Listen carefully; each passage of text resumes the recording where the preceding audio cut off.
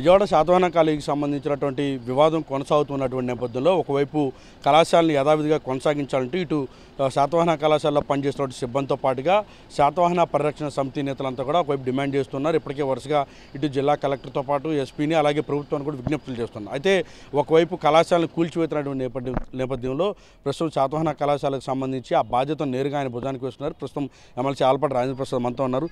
Sir, ఎలా చూస్తారు? ఒకవైపు మీ పైన తీవ్రమైనటువంటి విమర్శలు చేసిన వారంతా కూడా ఇప్పుడు మీతో కలిసి శాతవాహన కళాశాలకు సంబంధించి యథావిధిగా కొనసాగించాలంటున్నారు. మీరు వారితో పాటు చేయి కలిపి నేరుగా జిల్లా కలెక్టర్ని ఈరోజు కలవడానికి వచ్చారు.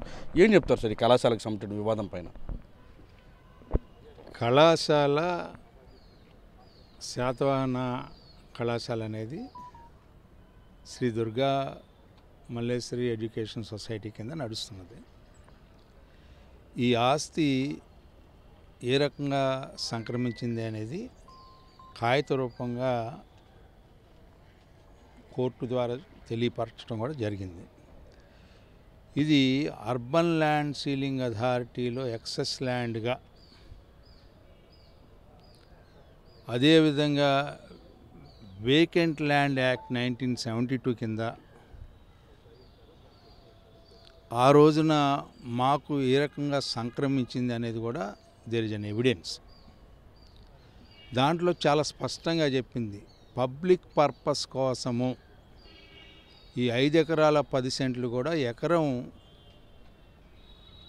ముందుగా ల్యాండ్ సీలింగ్ యాక్ట్ రాకముందులా కొన్న 5 ఎకరాల 10 సెంట్లు దాన్ని అర్బన్ ల్యాండ్ సీలింగ్ పరిధిలోకి వచ్చిందని చెప్పి ఎక్సెస్ ల్యాండ్గా వాళ్ళు చూపించటం, దాన్ని excess land vacant land act కింద మేము తీసుకోవటం, వాళ్ళు దీన్ని వేరే రకంగా వాడకూడదని చెప్పి చాలా స్పష్టంగా ఆ రోజున అథారిటీ ఇచ్చినటువంటి కాగితాలు ఈ రోజున కలెక్టర్ గారికి ప్రజెంట్ చేయడం జరిగింది.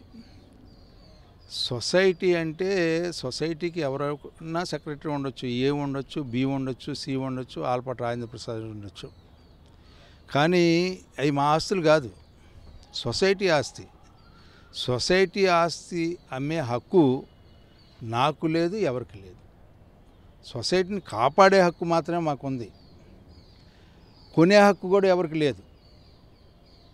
ఎందుకంటే ఇది పరిమితితో కూడినటువంటి, పరిమితులకు లోబడి మేము ఎడ్యుకేషన్ని నడిపే సొసైటీ అయితే మాత్రమే మా కింద ఇది ఉంటుంది, లేకపోతే ఇది ప్రభుత్వానికి పోద్ది. As long as we continue academically, this property belongs to the society. That is what the authority gave the permission at the year, in the year 1982. 1990లో కూడా కన్ఫర్మ్ చేసింది. దాన్ని ఉటంకించకుండా ఏదో దొంగలు ఊళ్ళు పంచుకున్నట్టుగా ఏ రకంగా వీళ్ళు చెప్తారు మా ఆస్తిని, ఏ రకంగా వీళ్ళు చెప్తారు ఈ సొసైటీ ఆస్తిని వాళ్ళకి ఇచ్చేసామని, బెదిరించామని, లేకపోతే ఇంకోటి చేసామని చెప్పి. అసలు ఇక్కడ బెదిరించాల్సిన అవసరమే ఉంది? సొసైటీకి ఆస్తిని కాపాడవలసిన బాధ్యత ఎవరైతే సొసైటీ సభ్యులుగా ఉన్నారో వాళ్ళది. ఇవాళ కోర్టులను కూడా ఫ్యాక్ట్స్ని పక్కకు పెట్టి, ఫ్యాక్ట్స్ని మరుగున పరిచి, కోర్టులను కూడా తప్పుదోవ పట్టించే కార్యక్రమం ఈ పట్టణంలో కొంతమంది వ్యక్తులు దానికి మార్గదర్శకులయ్యారు. ఖచ్చితంగా వాస్తవాల్ని వెలికి తీసి ప్రజలకు చూపించాల్సిన బాధ్యత కలిగిన ప్రజాప్రతినిధిగా, బాధ్యత కలిగిన కార్యదర్శిగా ఈ కళాశాలకి అది నా బాధ్యత. అది ఖచ్చితంగా జరిపించి చూపిస్తాను. సార్, అడ్మిషన్స్ లేవు, స్టూడెంట్స్ లేరని ఒక డాక్యుమెంట్స్ కూడా అందులో పెట్టారు. దానికి కూడా చెప్పాం ఏమిటంటే అడ్మిషన్ చేసుకోవడానికి అవకాశం ఏంటి, కాలేజీని నడిపించడానికి అవకాశం ఏంటి. ఇది ప్రభుత్వ భూమి, ఇది ఎవరి భూమి కాదు. మేము నడపలేకపోయినట్లయితే ప్రభుత్వం ఆక్యుపై చేసుకుంటుంది, మేము నడపగలిగితే మా కింద నడుపుతాం. సో ఇది ప్రస్తుతం ఎమ్మెల్సీ ఆలపాటి రాజేంద్ర ప్రసాద్ చెప్తోంది. ప్రస్తుతం సాత్వానా కాలేజీకి సంబంధించి వివాదం ఒకవైపు కొనసాగుతోంది. కళాశాలను కూల్చివేసిన నేపథ్యంలో కళాశాల సిబ్బందితో పాటుగా శాతవాహన కళాశాల పరిరక్షణ సమితి నేతలు ఒకవైపు కళాశాలను యథావిధిగా కొనసాగించాలని డిమాండ్ చేస్తున్నటువంటి నేపథ్యంలో వారితో కలిసి ఆయన నేరుగా జిల్లా కలెక్టర్ని కలిశారు.